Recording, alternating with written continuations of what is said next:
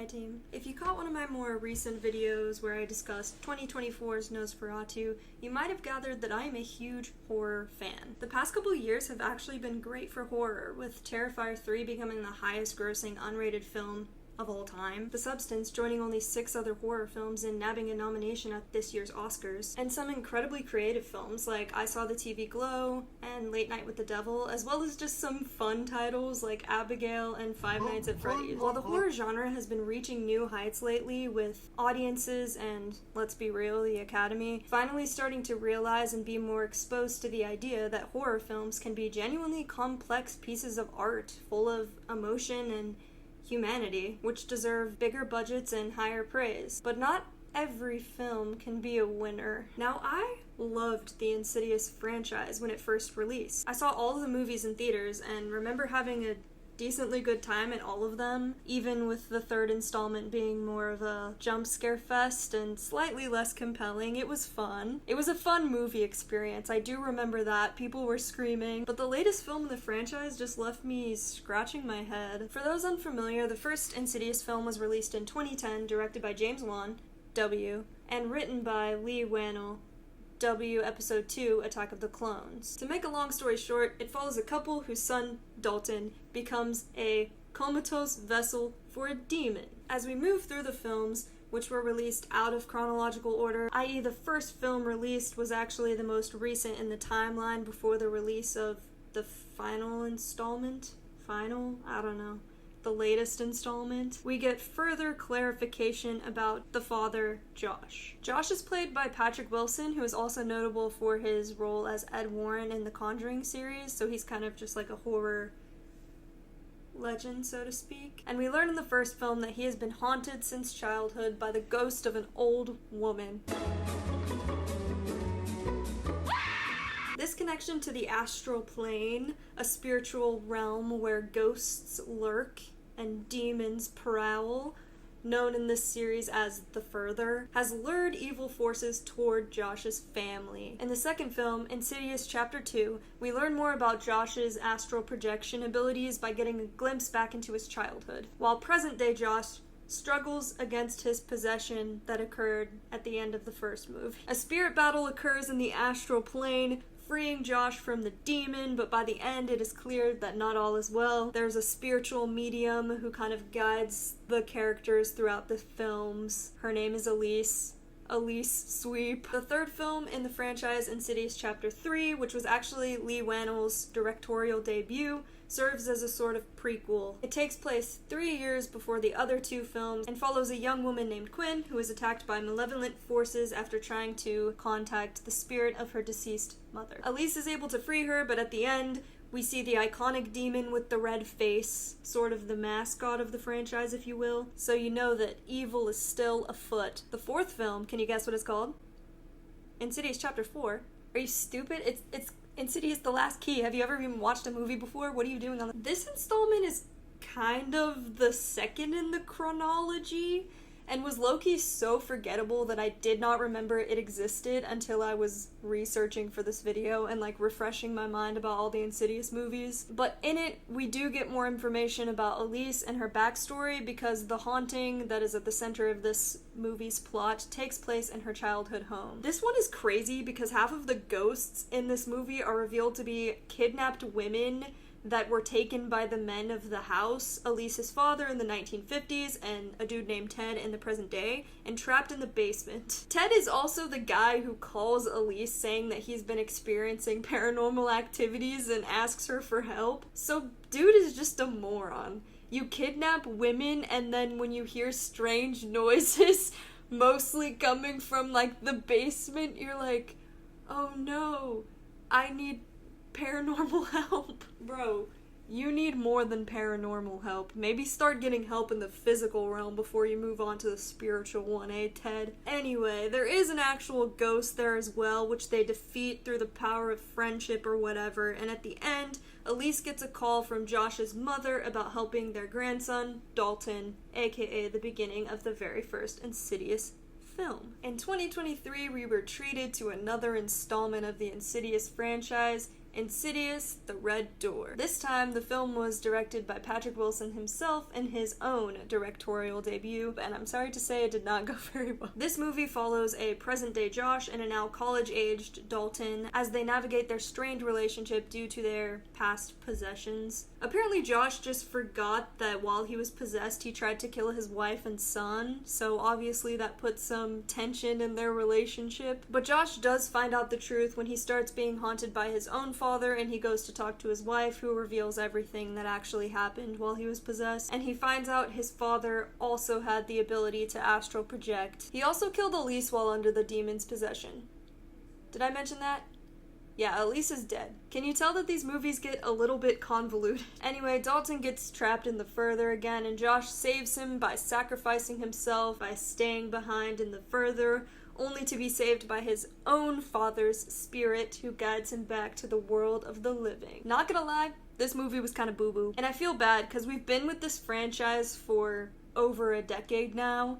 It's like half my age. I've been watching it since I was in, middle school? But they should have just let it go a long time ago, to be honest. They're kind of just beating a dead horse. So much of it just doesn't need to exist, and they're trying to answer every little question that somebody could possibly have about everything and everyone. It's just tired, and they should have let it go before it got to this point, because this film was not received very well. I really like movies, and I tend to have a good time if you just give me a Coke Icy and some popcorn. I tend to like most movies. That doesn't mean I can't think critically and have opinions about different movies, because I very much do, but I genuinely find most movie-going experiences enjoyable, but this one, I genuinely remember thinking that I wasted my money on that ticket. They refused to just let it die, which finally brings us to the topic of today's video. They turned Insidious into a stage show. It was called Insidious, The Further You Fear, and promised an immersive live horror experience that brings your darkest nightmares to life right before your eyes. The show was supposed to feature some of the notable big bads from the franchise, like the old woman who torments Josh, the wheezing man who tormented Quinn,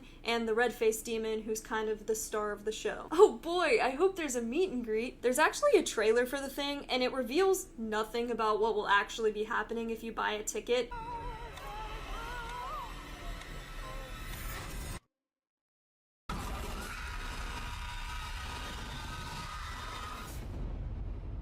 But there was at least some kind of budget behind the promo, which made people expect a lot more than what they got, which is what we'll get to in a moment. But seriously, did scare actors just scream at you while you sat in some seats? What was actually supposed to happen? The actual experience opened on January 18th in Arkansas and was supposed to be a touring show with 66 different stops.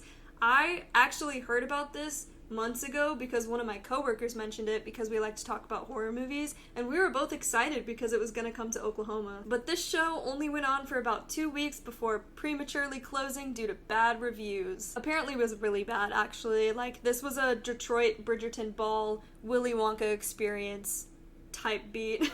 The website promised an experience that was constantly challenging what's real and what's imagined, what's safe and what's dangerous. In my mind, this means that the red-faced demon throws me across the room cutely, and then the head trauma makes me wonder if that actually happened during my experience or if I made that part up. You will never know what's real or what's imagined. Ooh. Their website says that Insidious, The Further You Fear had a runtime of 90 minutes with no intermission and was supposed to put you inside a live ghost hunting seminar led by the notorious Spectral Sightings team, where you watch as it descends into a bone-chilling nightmare, transforming the safety of our world into the ominous realm of the further. Needless to say, the experience did not meet audiences' expectations and was canceled after only the 4th stop.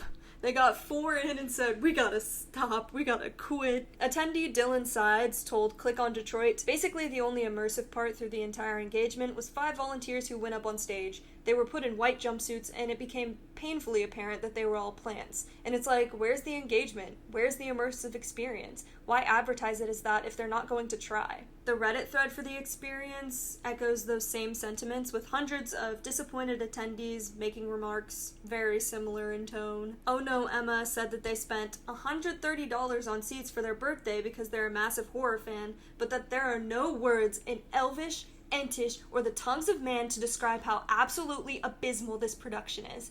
Please, for the love of horror, if you haven't gotten tickets, don't. If you have, offload them. If you can't offload them, just find something else to do with your life because, brother, this ain't it. Prince Aquababy added, it's caught in this tug of war between comedy and horror and fails to really deliver on either front. Couple that with some lackluster set pieces and campy, way over-the-top acting you'd expect out of a C-list horror movie. The immersion was also immediately broken at the beginning when they're describing a death that happened in that very theater in 1908.